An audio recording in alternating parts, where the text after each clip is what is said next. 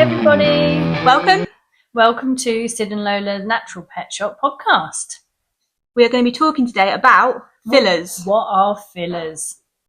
Yes, what are fillers? I have some questions for you on that. Okay, go for it. So question 1 is, what is a filler in dry dog food? Okay, so fillers in dry dog food are the ingredients they use to bulk out the food, basically, to make more money. I mean, simple as that, really. Bulk it out, make more money. Bulk it out with cheap ingredients, make more money on the product. Because I saw there's something on there. What's wood pulp? Oh, my God, you're going straight in. I'm going straight in. Oh, my gosh.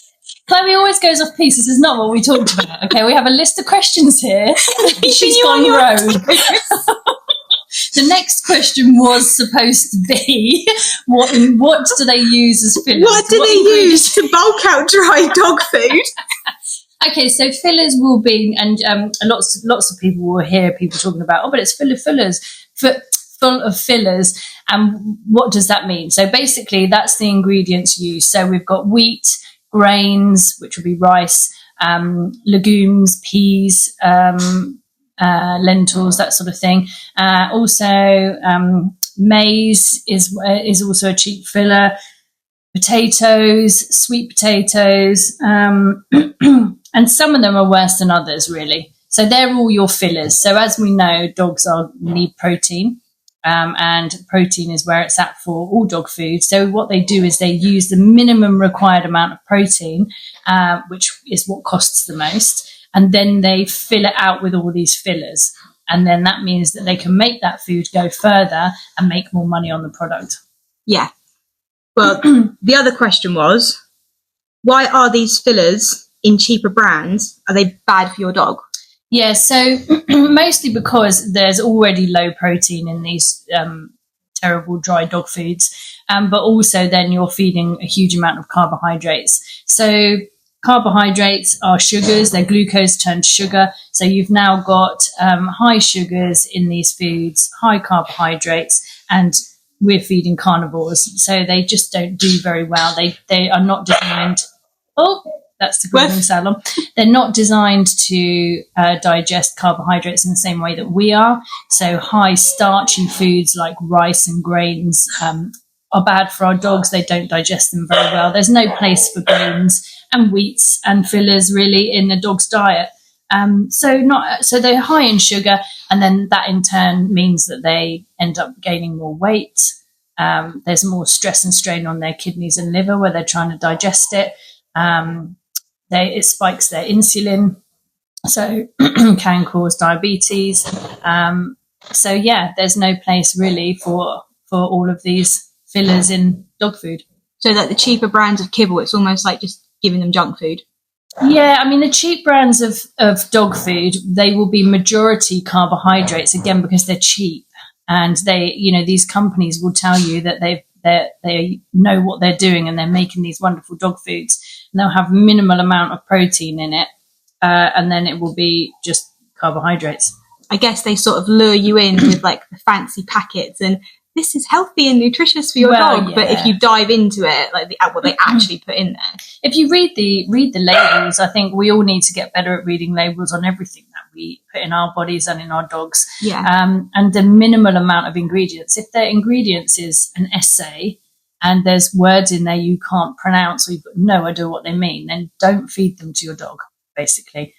The ingredients should be fairly simple in all our foods.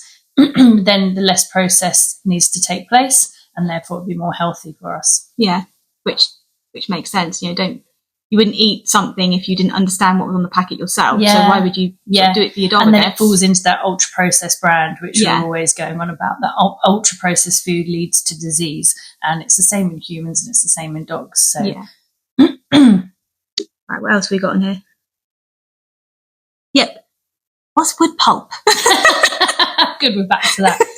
So wood pulp is, I don't think you see it very often actually written on packages, but it's cellulose. It's made from plant matter, I believe. I don't actually know a huge amount about it, but I do know that it's it's another filler, and it's a cheap way to bulk out food, and it won't be any good. There's no nutrient. There's no can't speak. There's no nutrients in it. It's a bulking aid. Yeah. I see. So just to cheaply fill the food out. Yeah. So I guess at the end of the day, yes, buy a more expensive, higher brand kibble, but at least by doing that, you won't be getting all the nasties from the cheaper brands. I mean, yes and no. It's not always on cost. There's a particular food which vets recommend. I won't say the name, but I think most of you know what it is, which is very expensive and it's absolute crap.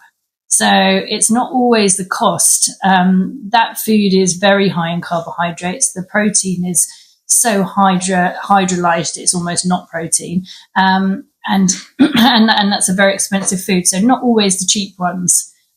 Keep an eye on what brand you're feeding. And also, again, it's marketing, it's misleading. We know some of what we used to think were top brands that have now been bought out by Mars and Nestle. So they are no longer in that category of being a good food. So yeah, it's researching and finding your local pet shop and talking to them about it. Yeah, just get as much info as you possibly can before you commit and just buy anything. And basically feed raw. Yeah, obviously. What was it? Gut health, get off. Raw. Feed raw. Yeah. Well, it's real food. It's fresh food. You won't beat it, basically. Yeah. But all laughing aside, those dogs that can't eat raw or people that don't want to feed raw, there are better brands out there. You just have to do some research. You can come and talk to myself in the shop, or you can talk to your local natural pet shop and pick their brain. And you can phone these companies, find out where their ingredients come from. Is it traceable? And also be mindful of the fact that most dry foods will be made in the same factories. These machines that make ultra-processed foods, they're really big and really expensive. So every single company out there hasn't got their own machines. Do you see what I mean? So a lot of this stuff, the same with human foods and products, washing powder, etc. Most of them are all made in the same factory and put into a different bag. So it always makes me laugh with a particular one you can order online that say they tailor it to your dog's every need. I don't think they do that. They haven't got enough machines to be tailoring, every single food to every single dog's needs. It's marketing. Read between the lines. Yeah. Keep your eyes open. Yeah. I think it's just and feed raw. And feed raw. Basically, yeah. But yeah, just a little short episode today about fillers and dog food. Yeah, I mean, some fillers, we hear a lot about sweet potato. If you're going to fill a dog food out, I guess sweet potato is the better one. I would never feed grains. I don't feed wheat.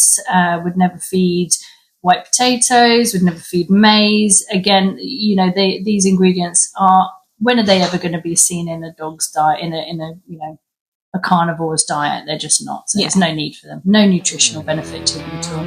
Yeah, that is true. But yeah, anyway, thank you for listening, guys. Take care. Bye.